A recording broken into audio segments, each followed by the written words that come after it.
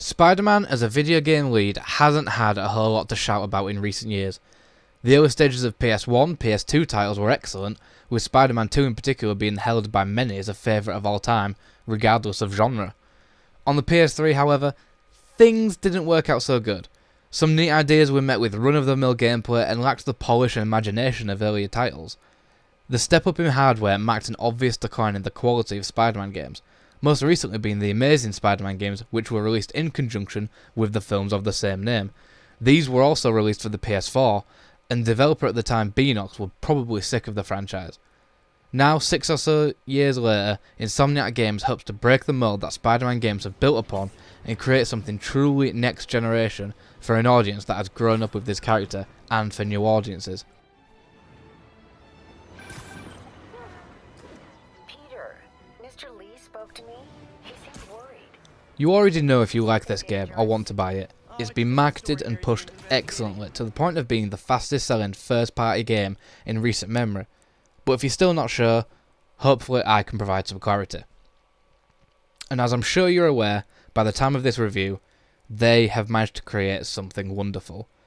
The developer of PlayStation's Resistance trilogy and Sunset Overdrive on the Xbox One, this studio isn't shy to quality, but never have they released such a refined and thoughtful game as they have here. Watching interviews and reading articles up until launch, it was clear how much this studio and its project leader loved this character, and I'm glad to say that transfers over into the game. From the first minute you're greeted to a cluttered room full of dirty clothes, a nice soundtrack, little contraptions before bursting into life with our hero suiting up and leaping from his window. And you're in. Credit where it's due, this may be the most fun and action-packed tutorial I've played in a long time.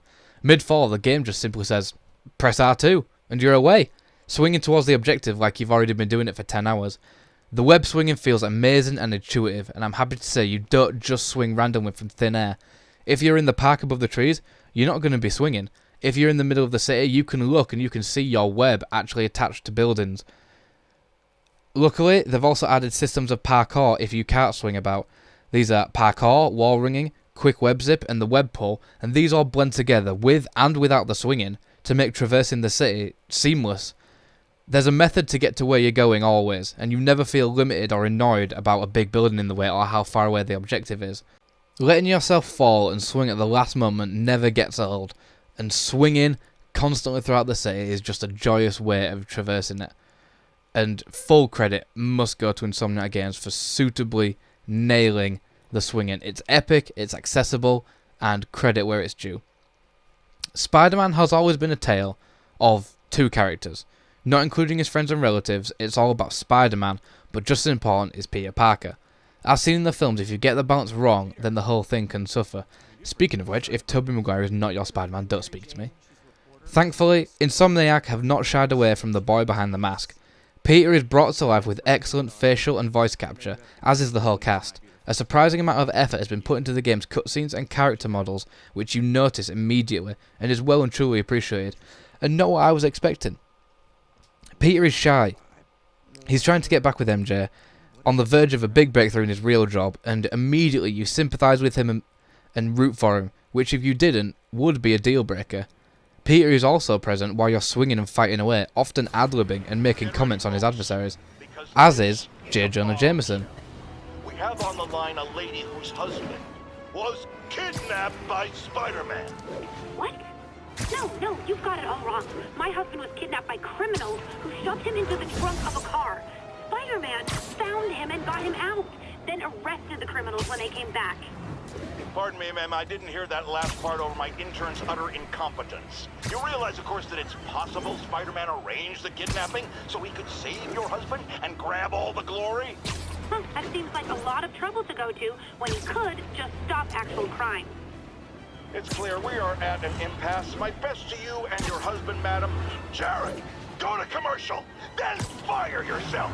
Then rehire yourself before the commercial ends. But no, your job hangs by a thread. If I paid you, I'd cut your salary in half.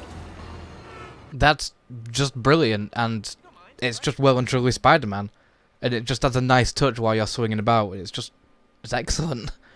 Now, Arkham Asylum changed fighting games forever in a third-person sense. whether you like it or not, the excellent fighting system has been copied and implemented by numerous games, as I'm sure everyone's aware. Middle-earth, Sleeping Dogs, Mad Max, Assassin's Creed to an extent. I could go on. The point is, if it works, you don't need to fix it. Spider-Man does just that, while adding enough that it makes you want to engage in every fight you possibly can, rather than grumble at another group of thugs.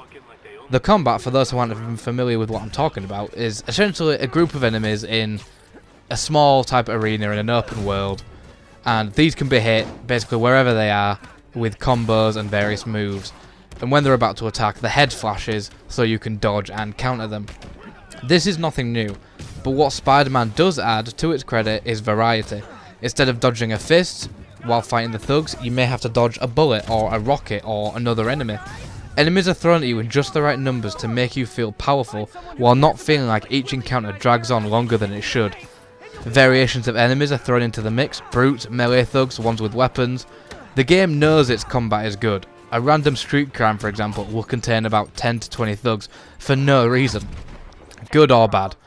They don't exactly wait their turn either to hit you. Being surrounded and seeing 5 hit markers all flash at once after you've just dodged, often you'll find yourself taking a few hits, and it's not a frequent occurrence, but it can be a little frustrating when sometimes it's not your fault. Also in the combat is the finishers mechanic, which is filled by a meter by chaining combos and allows for instant knockouts in an oh so glorious cinematic angle. These moves are inventive and so satisfying. You're given all the tools you would need to make decisions on the fly, beat up a goon, web his friend, throw him at a sniper. It's all in your control, super responsive and impactful with every press of a button. It is worth noting that occasionally the camera is your worst enemy in a fight. Sometimes in a small compact areas the camera goes on top of you, behind you, you can't quite see everything that's going on. Also sometimes the parkour is almost too fluid sometimes. Often you'll run past your objective or run up a random wall to jump off and swing the wrong direction. It's not game breaking, but it's just a little annoying sometimes when it doesn't quite do what you want it to do in a certain moment. Added into the encounters is things like gadgets and suit abilities.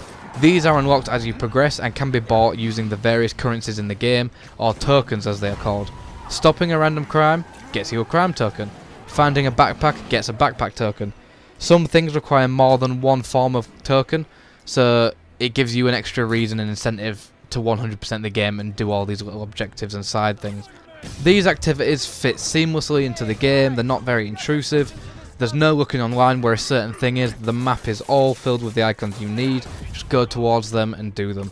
A few welcome distractions from the excellent story, should you wish to just swing around Manhattan. Once unlocked, these abilities can be upgraded to various levels, making them stronger and more impactful. Spider-Man also has a skill tree, because what game doesn't these days? Thankfully, it's not padded out, and the stuff in the said branches, of which there are 3 categories, are all things you're going to need and want to use, such as an extra web pull while swinging, or pull a gun from an enemy's hand. Points are earned by leveling up, but you already knew that. It's simple, and it's a good way of keeping you engaged and mixing up engagements as you progress throughout the game. The game has well over 20 suits in the game, each bringing a unique ability that is locked to that suit. These suits will tickle the deepest Spider-Man fans' desires, from the ones from his recent film outings to classic Spider-Man to comic books. It's another sign of the love that's been put into this game. In terms of story, it's certainly up there with the best superhero games. Everything from dialogue to plot to characters, it's all handled in a very thoughtful manner. In terms of tone, I was pleasantly surprised at how the game balances all of its systems to have moments of tension, suspense, emotion and humour, all in the same cohesive package, without ever feeling forced. The fact that they included so many villains from the Spider-Man universe, no spoilers, was so nostalgic for me, having played all the old games, and it was so good to see them all do it. I was also happy to find the story here is a whole story. There's nothing left out for the purposes of a future installment. Everything here is cohesive, it's a whole story, it's self-contained, while also leaving room to develop for a potential sequel. It's a very well written story, and shows a studio fully aware of the property it is in control of. All of this is held up by a fantastic soundtrack that ranges from epic scores to whimsical tones as you fly through New York. It's a perfect mix, and encapsulates everything about being Spider-Man, the feeling of being Spider-Man. There are times when, for story purposes, you control people other than Spider-Man and Peter, While a nice change of pace, these weren't really necessary in my opinion and just make you want to break off and get back to being Spider-Man and swinging about. Great care has been put into our friendly neighbourhood Spider-Man by a studio that once made an Alien Invasion trilogy, a level of maturity and thoughtful design that seeps out with every second. Being a PR exclusive means you get compared to the rest of the big boys. Insomniac know this as much as anyone. You get compared to your God of Wars, your Bloodborns, your Uncharted's. With this game, Insomniac deserves to be up there with the very best. With great care for such a loved character comes a greater responsibility for us as players to experience such a well-told, fluid and complete game as you'll see this generation. Marvel's Spider-Man for the PS4 gets a 9 out of 10.